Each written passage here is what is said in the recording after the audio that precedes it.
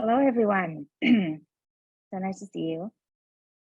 I'm Julie Rodriguez-Whitholm, Executive Director of the Berkeley Art Museum and Pacific Film Archive, and I'm very pleased to welcome you to this program devoted to Betye Saar's The Liberation of Aunt Jemima. We're committed to making our collection of 28,000 artworks and 16,000 films and videos more publicly accessible through exhibitions, loans, and programs like this. This iconic work is a jewel of the BAMPFA collection, and the 50th anniversary of its creation and acquisition into the museum's collection seems the occasion for a fresh appreciation of its significance. We are delighted to have Cherise Smith, Ra Malika Imhotep, Lizzetta LeFalle-Collins, and Anjuli Lebowitz to help provide one. I'd like to thank Lava Thomas for the inspiration for this event. The Liberation of Aunt Jemima was most recently exhibited at BAMPFA last spring in the section of the Artist's Eye exhibition that she curated.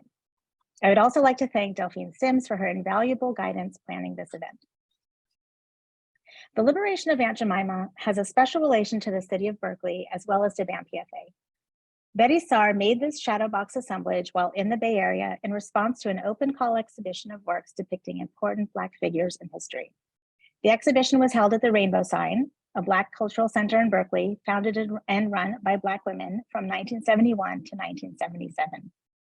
Rainbow Sign described itself as, quote, a showcase of the best there is of the Black experience, a unique, vibrant, never before seen element of the culture and heritage we sprang from and, in our several ways, are perpetuating, end quote. BAMPFA acquired the Liberation of Aunt Jemima with funds from the National Endowment for the Arts. It was selected by the Committee for the Acquisition of Afro-American Art, which was composed of local artists such as Raymond Saunders, along with BAMPFA staff. Other artists whose work was purchased with the advice of the Acquisition Committee included Jacob Lawrence, Peter Bradley, Charles White, Joe Overstreet, Spencer Lawrence, Ben Hazard, Marvin Hardin, Barbara Chase Ribot, and Margot Humphrey.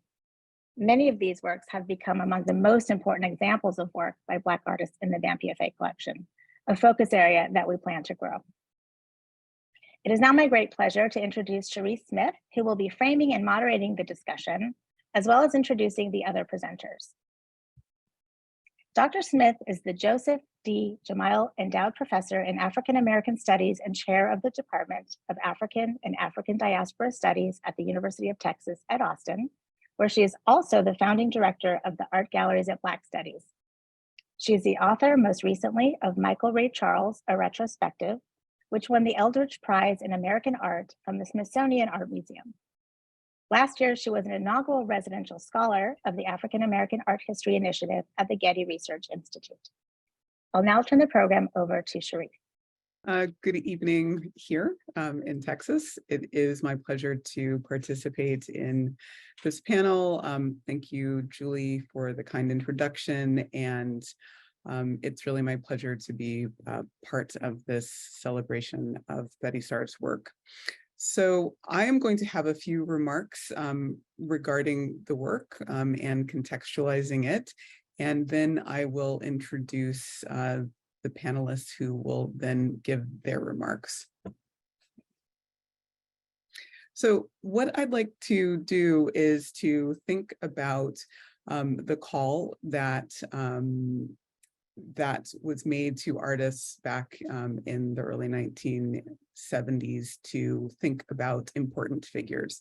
And why is it that Aunt Jemima was and continues to be an important figure, and perhaps not an important figure in our history, perhaps more importantly, more crucially, a figure that is to be reckoned with. And so let me just read a bit about the creation of that figure, who we might also associate with the iconography of the Mammy. Okay, the brand icon, Aunt Jemima, has a long and complicated history. Chris Rutt and Charles Underwood were the originators of a pancake mix, a boxed pancake mix, and they were looking to do some marketing of it. So after attending a minstrel show and witnessing the song Aunt Jemima performed by a white actor wearing black face makeup and a costume of dress apron and bandana, Rhett decided to attach the name and the fictional female character to the pancake mix. Davis and Rhett hired Nancy Green to play the role of the real, quote unquote, Aunt Jemima at special appearances, such as the World's Fair.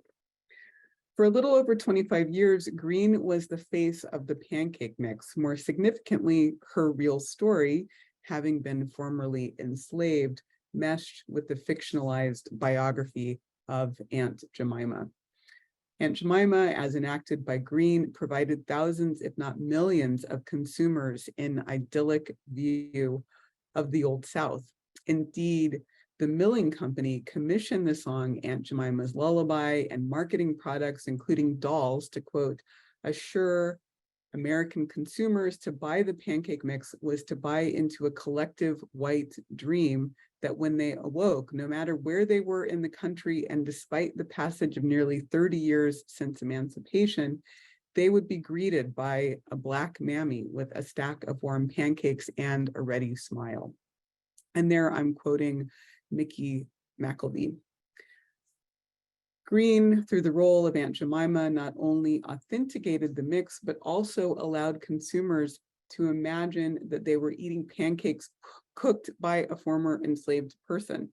Such fictionalized accounts, marketing products, and brand icon Mickey McElvey writes, infiltrated the intimate spaces of people's daily lives and reinforced ideas of white supremacy and Black servility as much as they sold products. If I could have the second slide, please.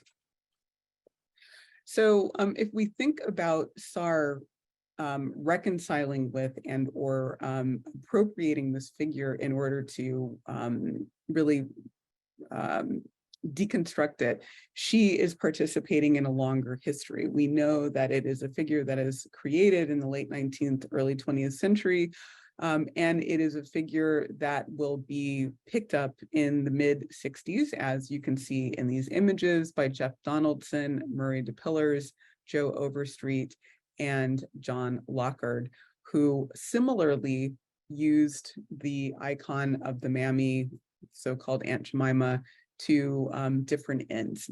If I could have the next slide, please. So what Betye Saar does is to do a couple of things that are different than her peers. First off, she uses assemblage. Second off, she takes a much more feminist stance to the work. And so I'm just going to read a little bit more. Saar references the narratives that typically accompany the mammy figure. For instance, the larger figure is pictured with an old-style straw broom, suggesting the character's role as housekeeper and location in the Deep South. Likewise, the figure in the postcard stands in front of a picket fence and a leafy tree while holding a crying baby. This figure, too, is linked to caretaking and the domestic sphere in an idealized Southern landscape. But the artist also includes objects that are generally not part of the mammy icon's attributes. For example, the large figure possesses a rifle in addition to a broom, and all three instantiations of the mammy are associated with the Black Power fist.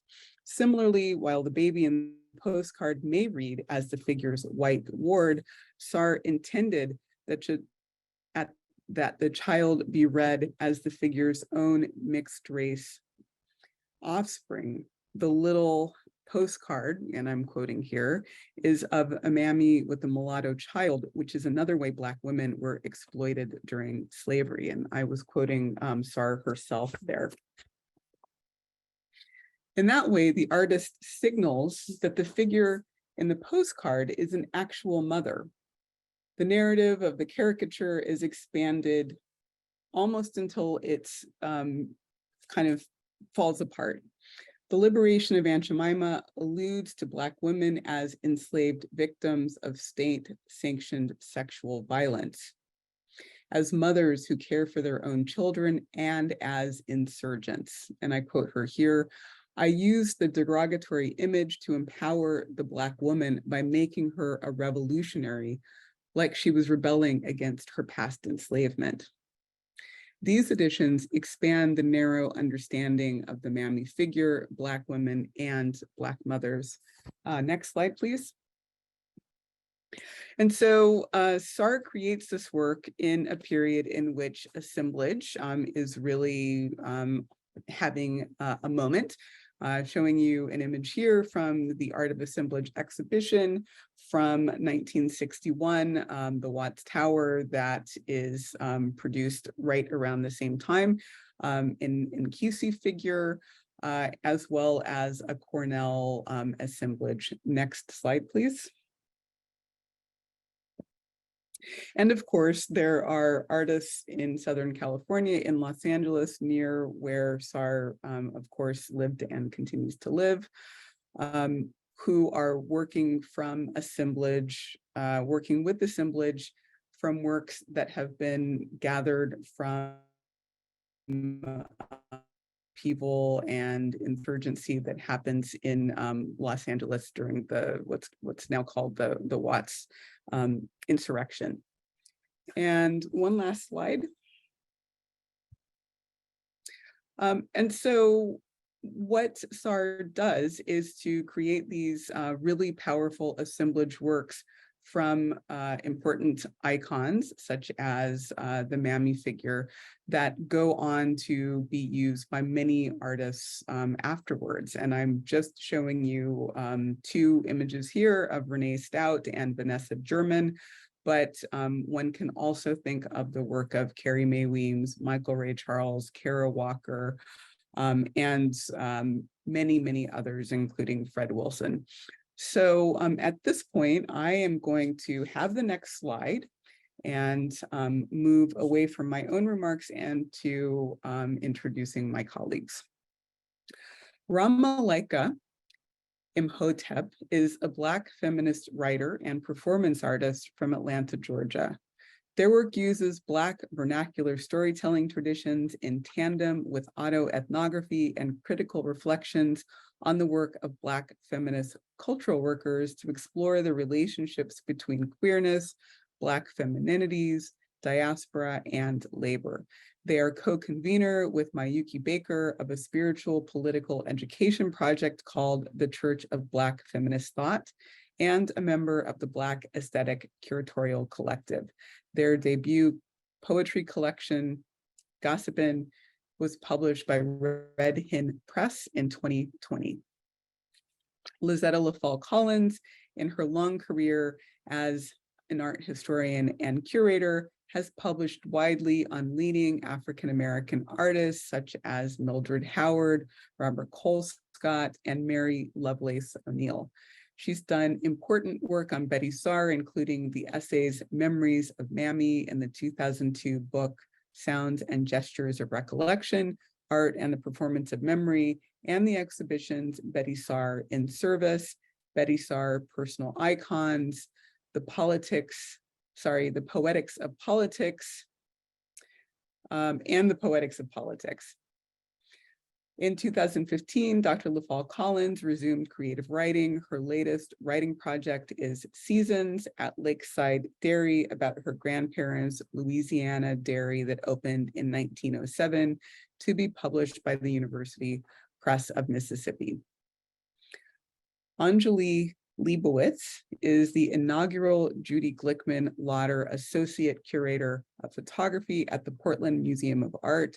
She joined the PMA from the National Gallery of Art in Washington, D.C., where she contributed a number of collections, exhibitions, and publication projects, including Gordon Parks' The New Tide, 1940 to 1950.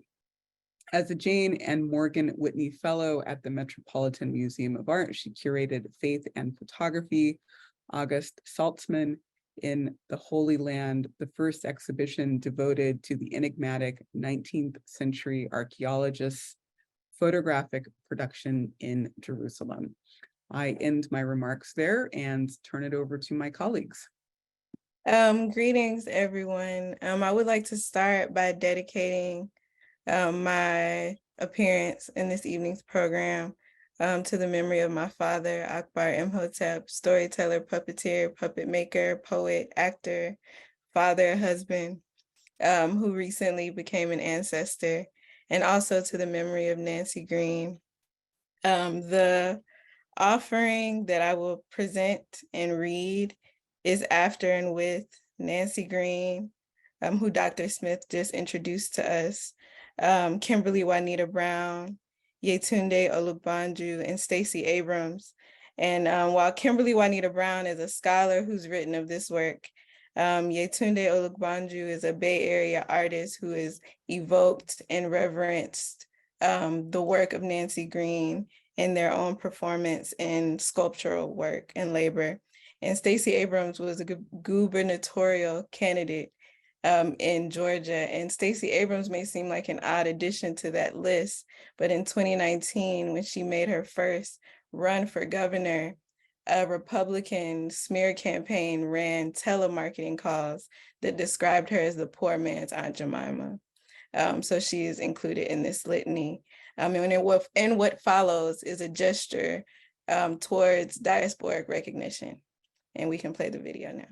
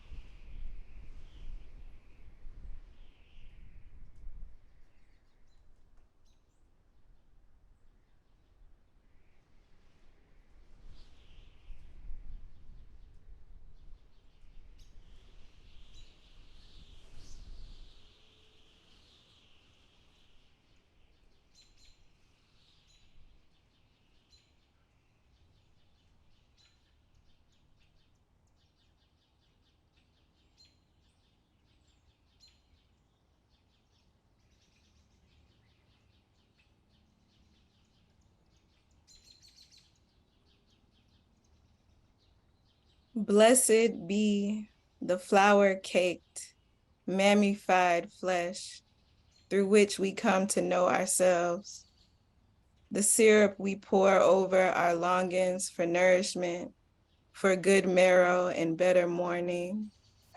Blessed be the fat Black assemblage of a woman, without whom we would be less than nothing. La Madama found me in the guise of an obsessive compulsion towards dolls. You know the ones. Black fabric faces, red painted lips, and kerchiefs twisted into knots right above their temples.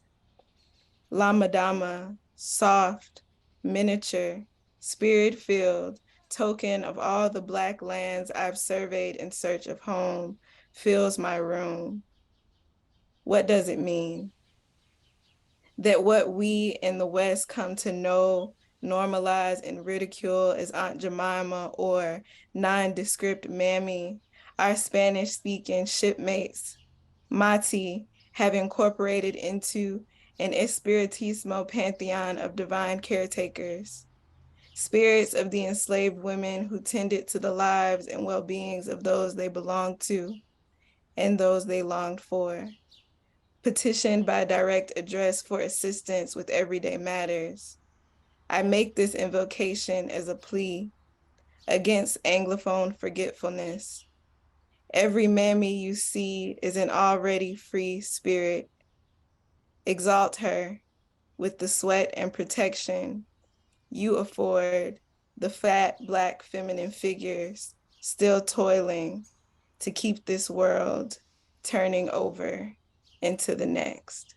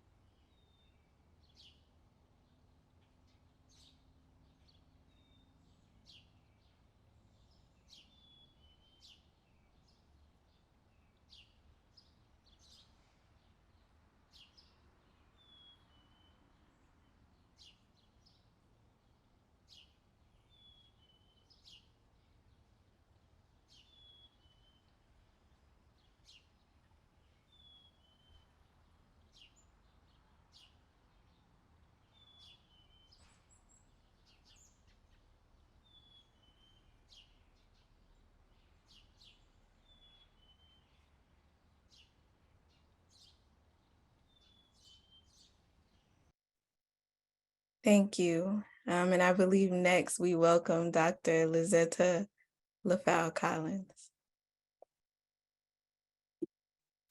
Thank you.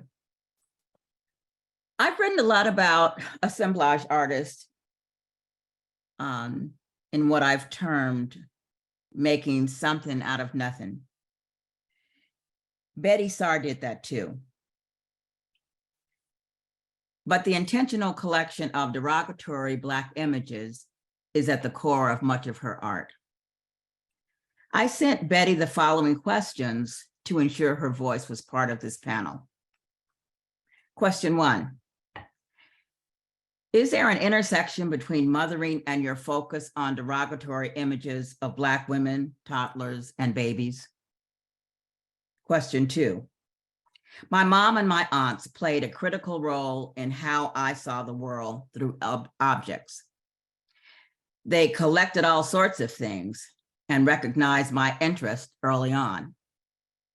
Did your family members influence your collecting and assembling objects? Number 3.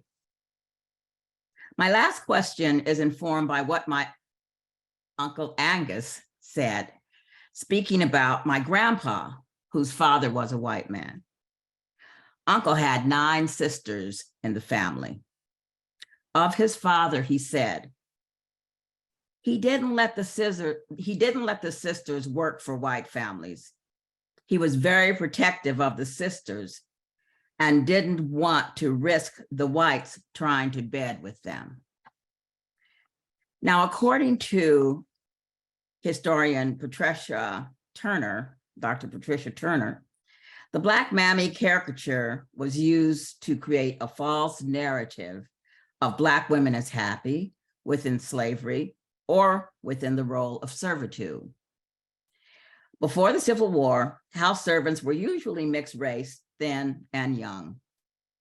Slave owners sexually exploited their female slaves, especially light-skinned ones, who approximated the mainstream definition of female sexual attractiveness, and not the maternal figure as in the Liberation of Aunt Jemima. So I asked Betye, what was your intent in placing the lighter-skinned figure with the mulatto or the white baby in the center of the Black Aunt Jemima? Here are Betty's responses.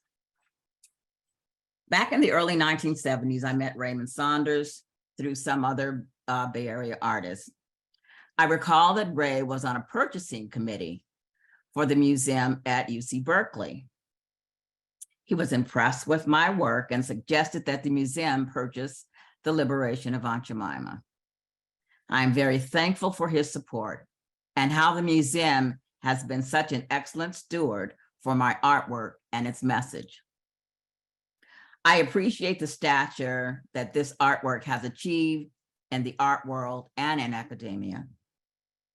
Recently, my youngest granddaughter called me after being surprised in a college lecture that cited the Liberation of Aunt Jemima as a cultural importance and her cultural importance. As a child, I was a collector. I'd find bits and things on the sidewalk, flattened bottle caps, fragments of glass, odd shapes of metal. My family fostered my creativity. On some level, I was a bit dismayed when my siblings would receive bikes and balls as gifts, and I would get art supplies. But I guess it all paid out in the long run. In the 1930s, my grandmother lived in Watts, and when I'd visit her, we'd go to town on errands. We walked along the railroad tracks, which I found to be a treasure trove of collectibles. And we'd see Simon Rodia's building, his Watts Towers. I was fascinated by how he repurposed trash and junk and made it look beautiful. Little did I know that his work would have a huge impact on what I would become later. Later, assemblage art all made sense to me when I saw an exhibition of Joseph Cornell at the Pasadena Museum in 1960. I realized my desire to collect things had a bigger purpose and intention. When my great aunt Hattie passed away in the 1970s, I was recipient of many of her personal effects. Handkerchiefs, gloves, dance cards were both evidence of an insight into her life. I began to incorporate this deeply personal ephemera into my artwork as both an homage and an expression. The other Bay Area connection with the liberation of Aunt Jemima is that in the 1970s, I was doing an artist residency near Oakland. I went to the Alameda swap meet where I bought this Aunt Jemima, the liberation of Aunt Jemima. I knew I would make art out of her. She was a plastic kitchen accessory and had a notebook attached to her apron front. Black derogatory images were so prevalent for sale back then, especially of women and children. I suppose the manufacturers thought they would be fairer game. But it was all essentially a way of perpetuating the enslavement of Black people by keeping them in the kitchen in service as notepads, salt and pepper shakers, and dishcloths, making them into tchotchkes, but still somehow remaining as belongings, as property. The Aunt Jemima notepad held a broom handle, pencil, on her right side. And I mirrored that and attached a toy rifle on her left. She is further weaponized with a plastic toy handgun tucked under her right arm. It's not to say I condone guns and their inherent design to kill, but their placement in this artwork is symbolic of one's readiness to act when action is needed. I also hand tinted the postcard or advertising image of the Mammy and purposefully made the baby in her arms to be off-white or mulatto as a subtle statement about the white slave owner's sexual abuse of female slaves. During the beginning of the civil rights movement in the 1960s, I was a mother with very young children and living in a remote part of Los Angeles. I was unable to join marches and protests, but found that I could express my emotions through my artwork. My feelings of frustration, dismay, and sadness about what was happening to Black people found an outlet in my work. And now, even 50 years later, these emotions are still on the surface as racial injustice is so rampant in our society. History repeating itself again and again and again. But even in my 96th revolution around the sun, I am optimistic. In 2020, Aunt Jemima was liberated from her pancake mix box and syrup bottle after 131 years of commercial servitude. I can only hope that more reckoning is to come. What else can one be, if not hopeful? Betye Saar, 2022. Thank you, and I'd like to introduce Anjuli Lebowitz. Hi, thank you so much. Thank you, Lizzetta, and to all the organizers of this wonderful event. It's really an honor to even be able to speak about the liberation of Aunt Jemima. It's such an iconic work. And as a photo historian, you don't often get to discuss this work, but I am about to do that. So let's dive in. With this presentation, I'm hoping to weave the politics of liberation with the visual culture of caregiving, as Betye Saar's iconic work does. As a specialist in photography, also interested in the racialized history of care, I see distinct ways in which photography is embedded in Saar's practice of assemblage, not to mention her offset lithographs, some of which are at the Museum of Modern Art up at the just above Midtown exhibition, which are more straightforwardly akin to photo montages. With the liberation of Aunt Jemima, the general concept of the multiple, especially as seen through the pop art repetition of Jemima's smiling visage, which I've zoomed in on, at the very last one you can see. And also importantly, ideas around doubling as Jemima herself is mirrored in 3- and 2-dimensional forms. They immediately bring to mind some of photography's most basic theoretical tenets around those ideas. The melding of the politics of liberation, his heroic figures, and ideas around caregivers or providers, because not everyone was able to give freely, can also be found in the photographic medium stretching back to the 19th century. Next slide, please. As a historical precedent, I want to place liberation in dialogue with so-called hidden mother photographs, in which infants are held by unknown figures shrouded by blankets, curtains, or any available material to obscure their presence. These 19th century pictures have been problematically interpreted as representations of biological mothers holding their own children, when in fact, as revealed through the flash of a wrist or an uncropped face, the adult figures in these pictures were very likely enslaved or conscripted people. They are anonymous, amorphous, almost monstrous figures whose shrouds both underscore and subsume the impossible task of caregivers, to be ever present but invisible, a highly racialized and gendered expectation to provide for little to nothing in return, not even basic recognition. I place these pictures in dialogue with Saar's liberation in order to underscore ideas around the hidden and the revealed, which Jemima illustrates as she lifts her apron to expose a gash on her abdomen, illuminating the violence beneath domesticity that's already been referenced by my very esteemed co-speakers. Next slide, please.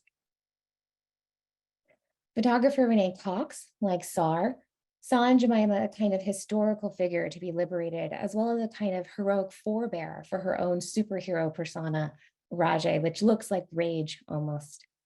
Made 25 years after Saar's work, Cox employs similar ideas around montage, gender, and power.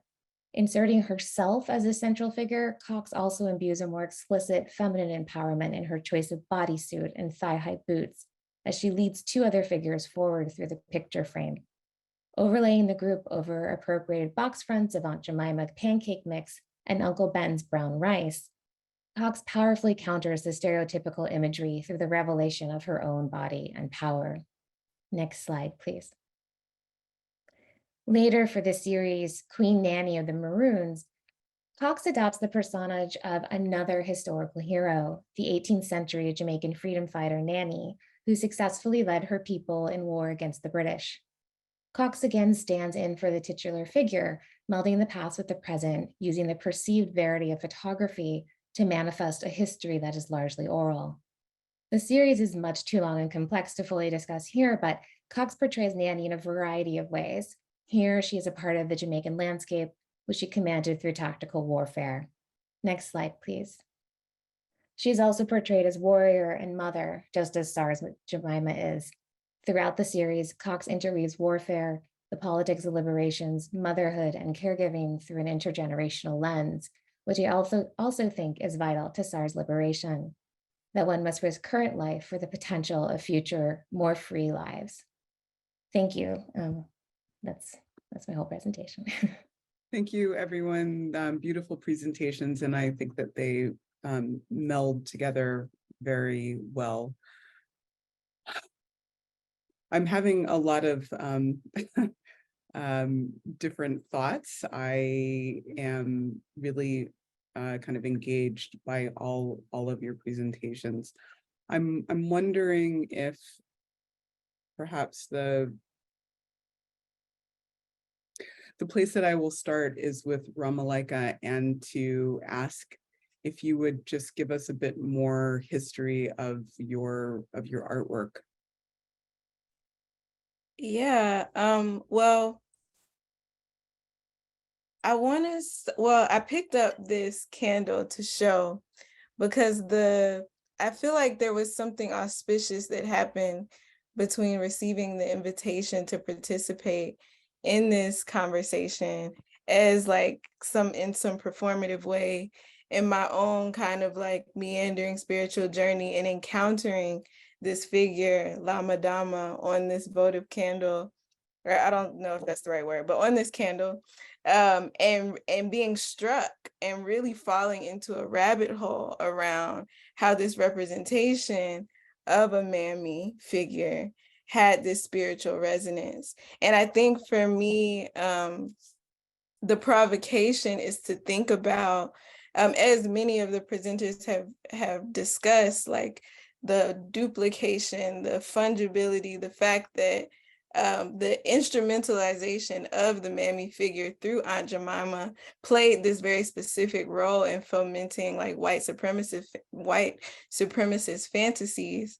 But what of the Black circulation of those figures? And I want to say some of that came out in Betye Saar's voice, and like how she came across the mammy notepad.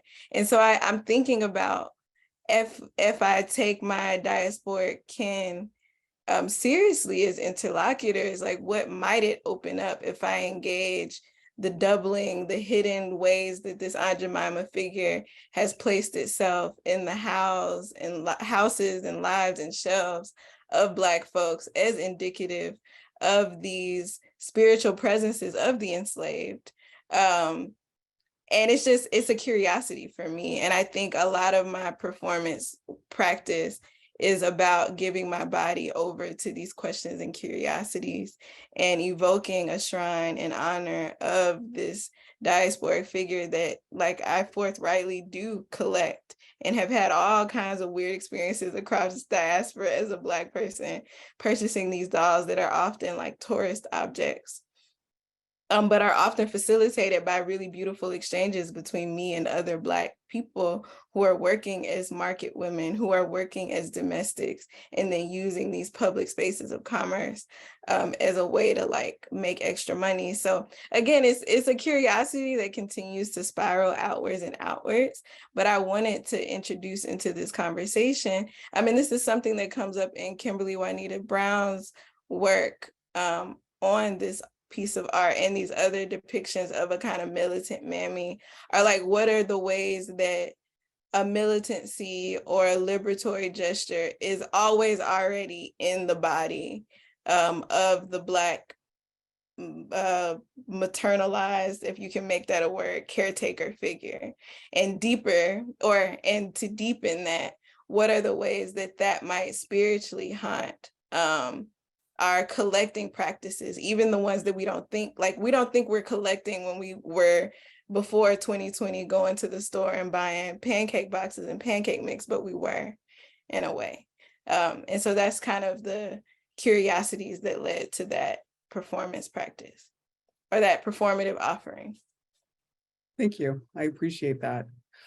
I'm struck by the offering that you gave in the performance by the outfit that you are wearing and its diasporic resonances in spiritual traditions, among other things, and cultural traditions.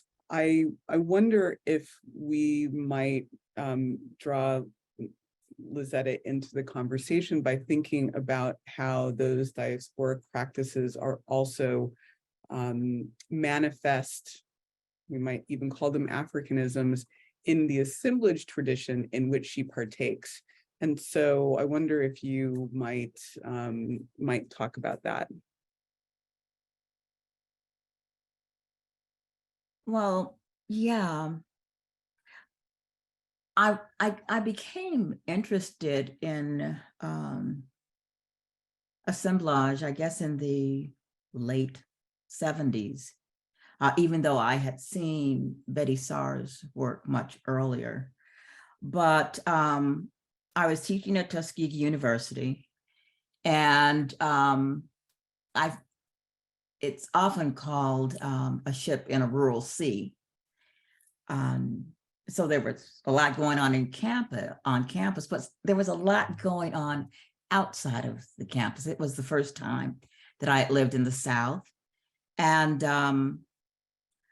so my husband and I would often go on these rural ventures, and I would see different things in people's yards, and I'd see quilts hanging on clotheslines, and they weren't the usual very uniform patterns that I'd see in some of the books. So I wrote a grant to NEA to do research, to research some of these expressions. And I received the grant, and I would drive around the South looking at different things, and I'd talk to people about people making things out of what they had around them in their material culture. And I began to see a lot of things that they had been living with, that they put together different ways. And so there was this aesthetic of putting together objects from a lot of different sources that a lot of people would call junk, but there was a plan that they had in their minds, an aesthetic. So I wrote another grant, and because as I visited these people, they let me into their homes, and I'd see these assemblages in their homes, and they were like altars. And I was funded again to do this research, went around these different counties with a photographer, 3 different states, and documented mixed media assemblages in the home. And yeah, so that's, and that was mainly ephemera, photographs, and objects. So then when I left Tuskegee, I was talking to artists about this, those artists that had gone to art school and been in programs, had MFAs. And they said, yeah, I think about things the same way, the way I put things together. And, I was in LA in high school, I think, when the Watts insurrection happened. And so there was a lot of stuff in the streets. And then when I came back, I realized that these artists were making things from a lot of that debris in the streets. And I asked them about those, and they kind of spoke the same language as these folks in the rural areas did in terms of the aesthetic and why they were doing that, them putting them together, these pieces together. So then I began to focus on Black assemblage, and I really began to see a connection between those artists who were academically trained and those community artists who were out in rural areas, or people who had migrated from the South to LA that were putting things together. And they seemed to share the same aesthetic, even though one was so-called untrained and one was academy trained. So I began to focus on that, and I did several exhibitions, Home and Yard, Black Folk Life Expressions in Los Angeles. I did a La Festival, Louisiana to Los Angeles, because I began to see all of these connections. So assembling things, yeah, I began to blur the lines between those artists that were assembling objects from that were not trained in the academy and those who were. And I just found connections between both sets of artists. Yeah. So I mean, and they were collecting sometimes the same things. So like there was all of this debris being collected from Watts, and then there were objects purchased, as Betye Saar did at flea markets, and then there were objects that were made by both sets of artists.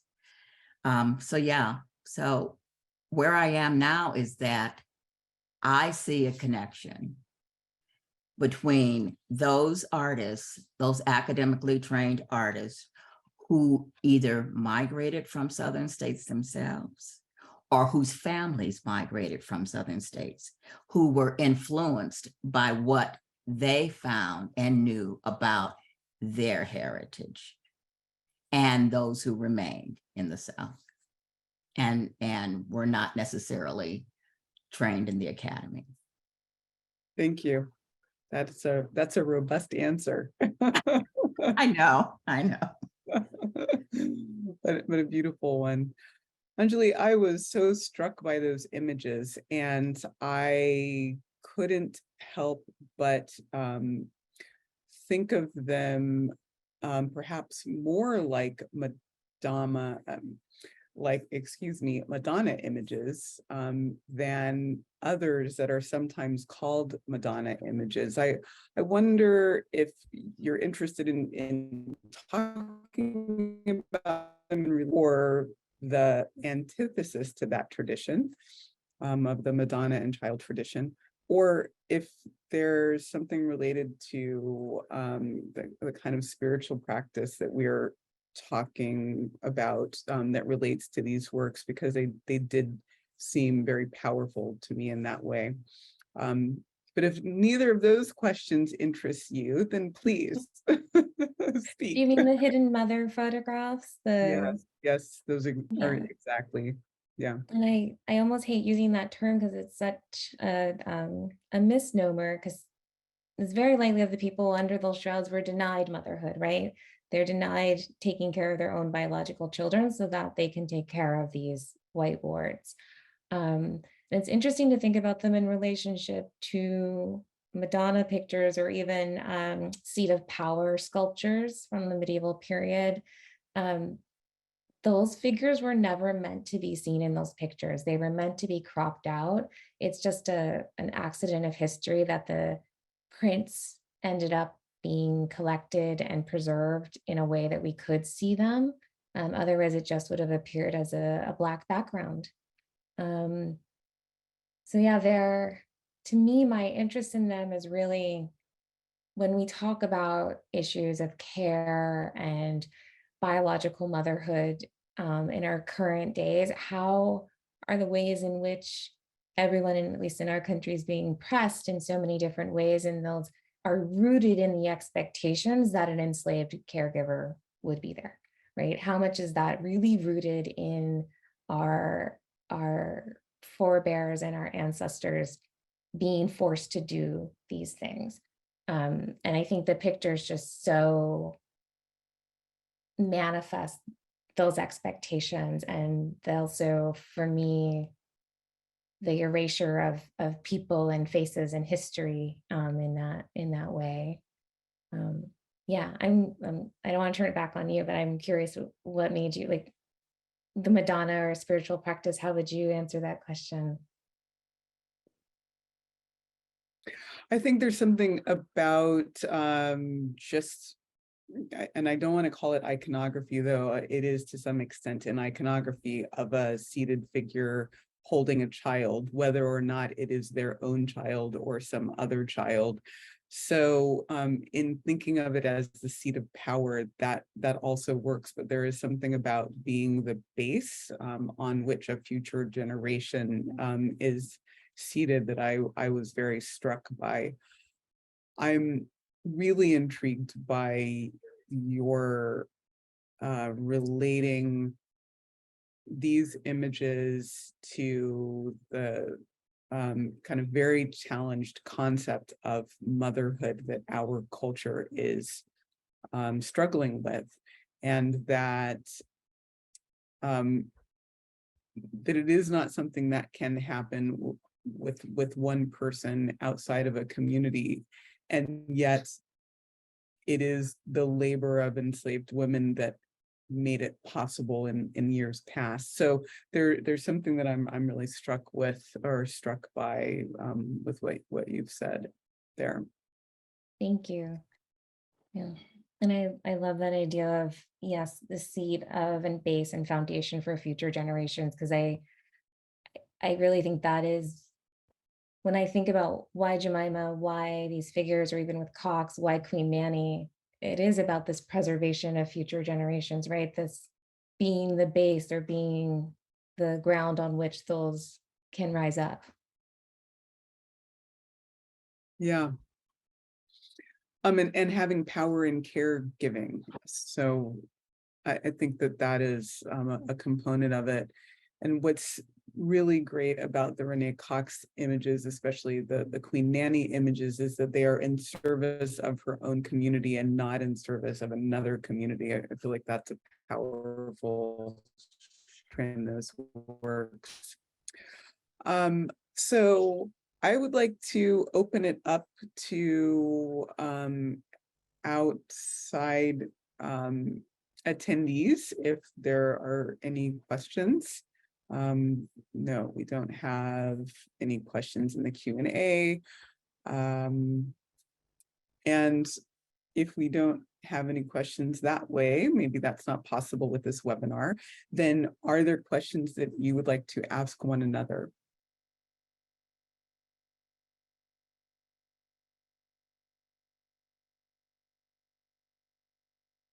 I can't quite think of the question, but I also was really struck by the like hidden mother photographs.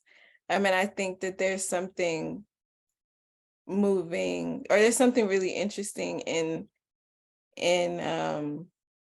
I'm also really struck, Dr. LeFalle-Collins, by the connection that you've been mapping between kind of cultural craft assemblage practices in the South, which is something that's very important to me in my work, and work that was happening and is happening in LA and in general in like the fine arts world. And I guess I'm wondering about, and I don't know if this is a question we can answer, but I'm wondering about how the Black South, both in the space of the hidden mother and in the space of these kind of assemblage practices, like how might we think about the Black South as part of this story about invisibilized labor in our contemporary art landscape?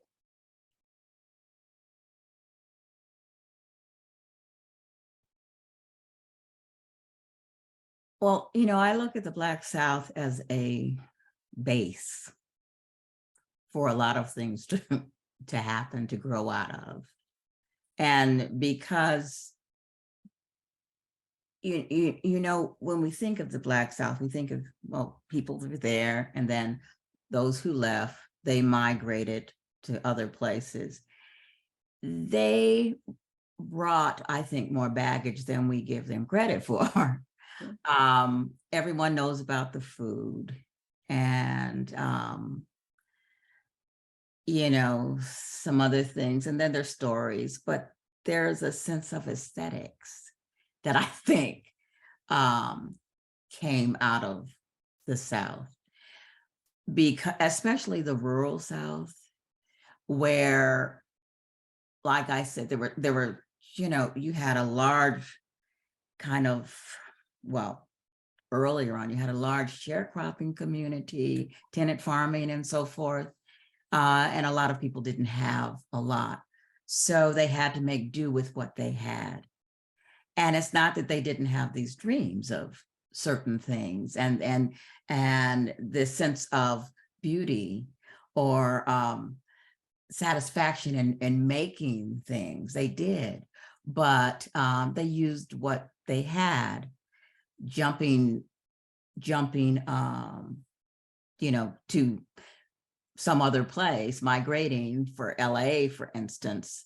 You know, one of the things that one of my aunts did, she had this friend that brought her agave plants from Mexico, and she had all these big things with thorns in the backyard, but she planted watermelons in between the agaves. You know, pear cropping, they call it pear cropping in farming, but she did that, and that was kind of her aesthetic. But you know, I've kind of been an old soul for a long time, so I look at what a lot of older people were doing, and I've interviewed them and some of the things that they do in terms of putting objects together, placing objects, creating spaces. And a lot of it's very similar to what I became familiar with when I was doing my research in Alabama, Mississippi, Louisiana. Can Yeah. I, sorry, I don't mean to interrupt you. No. We do have some questions and comments in the Q&A, so Q&A, so let me read a couple of them. Gwendolyn Du Bois Shaw says, I want to thank Lizzetta for her path-breaking work. I know that you're old friends. And then she writes, this is such an interesting curatorial story and the connections between artists and curatorial practice in the 1970s. I'd love to hear more about the ways that exhibitions of Saar's pieces have changed over the last 50 years. And the final thing that she says is gratitude to all of you for a powerful program. I just wanted to say that while I have the floor. Does anyone care to talk about the changing ways that it's been framed in exhibitions? I mean, liberation here. But I also have a couple of other questions, one for Ra Malika, and one that's more generally about art history. So would you like me to take another question? I mean, I think I have a quick thought to contribute around the shifting frames of Saar's work. I mean, of course, we know that part of the impetus for this gathering is Lava Thomas's curation of the piece into the recent show at BAMPFA. And it's like a subtle plug, not the Liberation of Aunt Jemima, but another work by Betye Saar that I think is called Lest We Forget, that is like a washboard assemblage.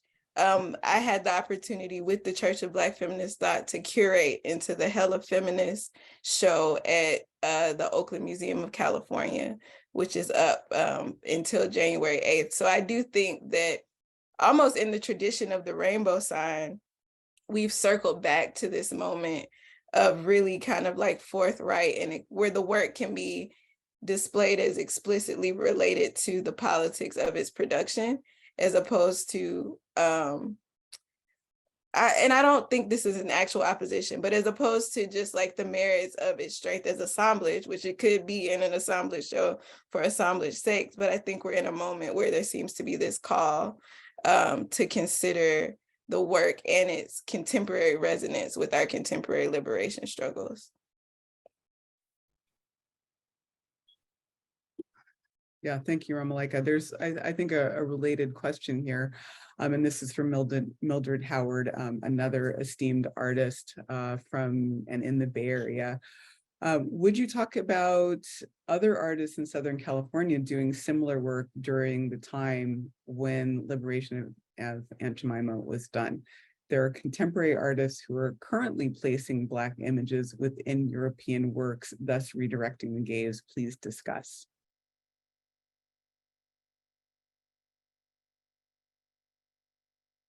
Well, hi, Mildred. Yeah, well, there were other artists that were certainly working in assemblage. I mean, and when I, like I said, when I came to LA from Tuskegee, I landed there in '84, and it's like, God, there were, John Otterbridge, Noah Purifoy,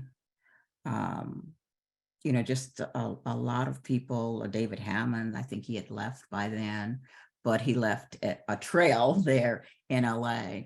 But yeah, a lot, and John Riddle, a lot of artists were had made things out of objects that they found around areas where they lived.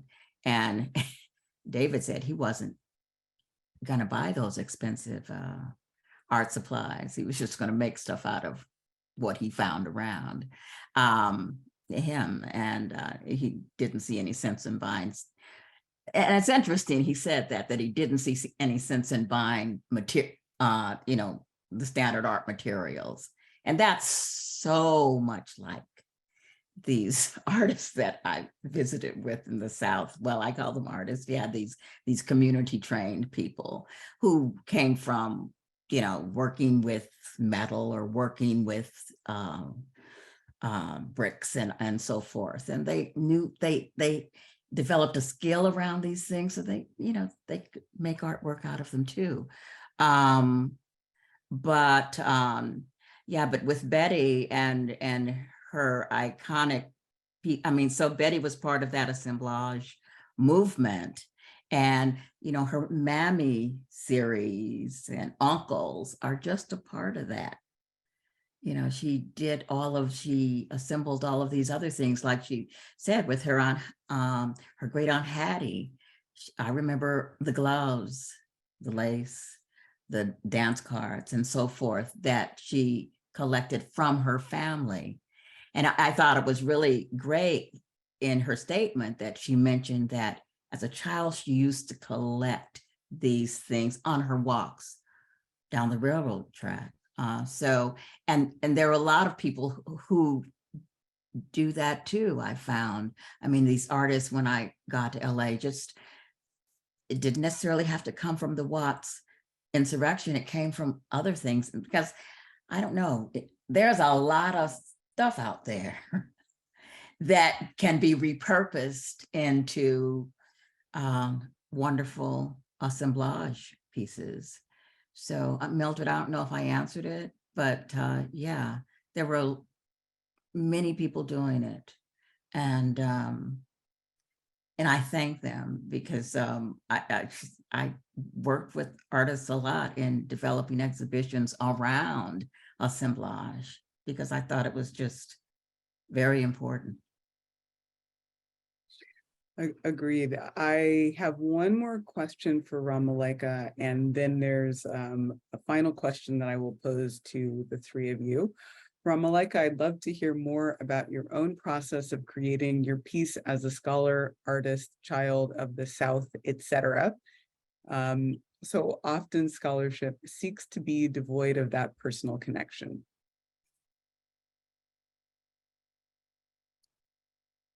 Thank you for that question. I think for me, as someone trained in African diaspora studies, like I have my PhD in African diaspora studies from UC Berkeley, very much shaped by the legacies of Black feminist thought and practice there, and also that which I've just come to know in community, and the child of like Black artisans from Georgia. I feel like part of my work as a scholar and as an artist and as a writer is about integration.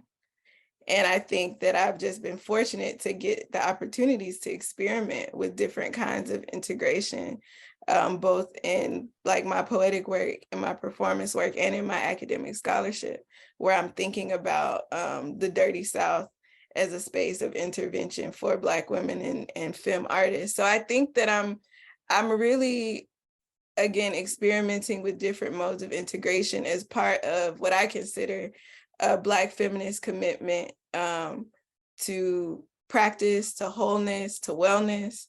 And I think that it is challenging because there are all the ways that you can be considered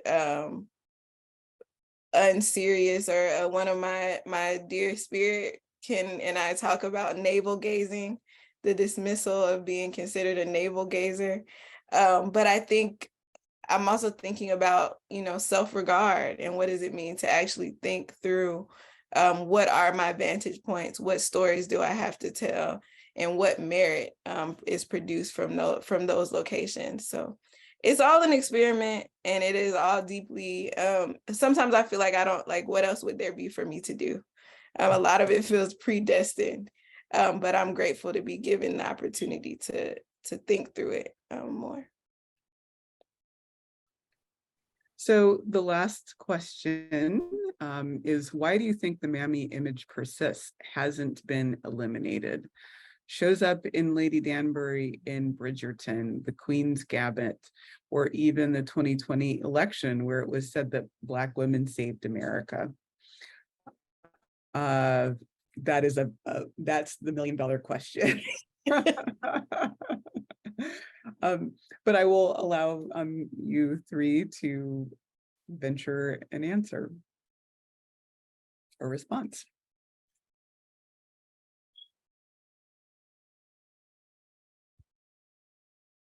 Well, you know, it was a powerful marketing tool.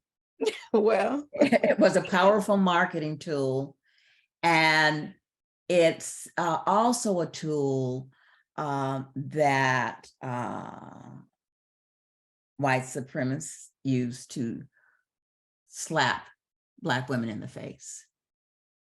I mean, it's still, it's those images are still used to demean. So and when they can't think of anything else, they'll call you a mammy. yeah. I mean, that's this it's you know, think- it's I like think the N word. You know, it really is. I think related to the marketing idea too, it is the seductive figure of comfort and ease and not non-confrontational, right? Like all of that opposite of the other stereotype of the angry Black woman. So Yeah. it's like you are one or the other, and there's no in between. And again, it's right, it's about reducing people. Yeah. Yeah, but you know, in reality, when you think of these smiling mammies, underneath all of that, they were not. Yes. They were moving and making plans, and you know, it was a facade, Yes. a smile, you know, Yeah. and there was power beneath that smile, you know. Absolutely. And so it's, yeah. Yeah, I just want to quickly introduce or bring up the work of Joy James, Dr. Joy James, who talks about the figure of the captive maternal.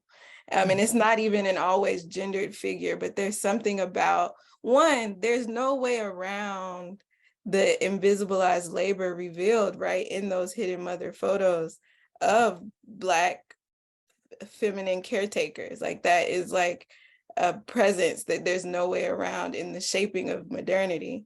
And I think that that is aggressively co-opted.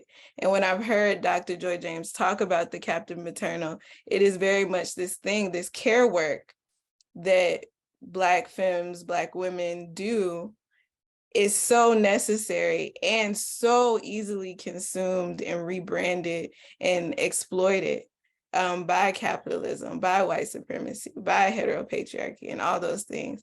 And it puts us in this really particular and peculiar position where it's like, I can't disavow the mammy. And I think this is part of what Saar's work does for me too. It's like, I can't disavow the mammy. I have to recognize her role in my being, in my place in the world now. And I have to contend with, I have to remember her power, like Dr. Lizzetta was just saying, and I have to contend with and almost protect her and myself from that aggressive co-optation, that aggressive exploitation. And I think for me, the spiritual parallel in La Madama is just even more reason to protect that caretaking impulse that has never abandoned us, despite all the ways that it has been perverted by white supremacy. Yeah. All the ways it's been used against us, you know, but it's yeah.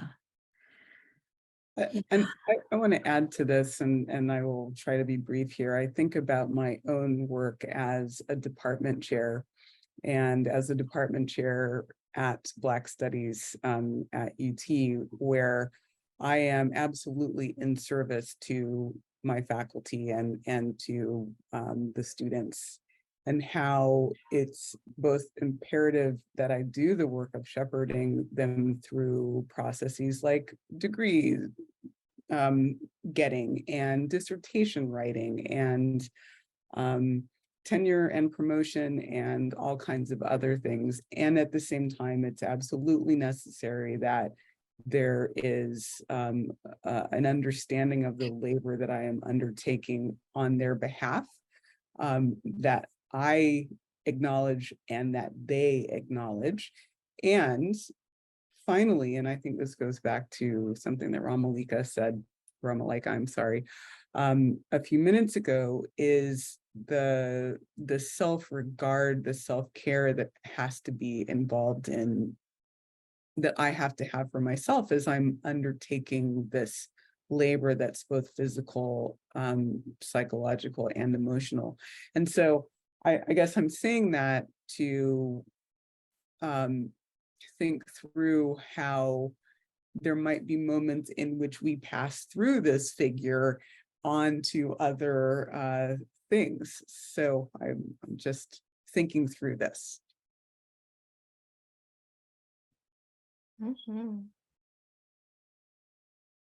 Well, it is 7:15, 7:16. We have gone a full 16 minutes past our end point. I want to thank all of you for enriching, illuminating conversation and remarks and thinking and making that all of you have done over the years, and continue to do it. And I thank you. Thank you. you. Thank you.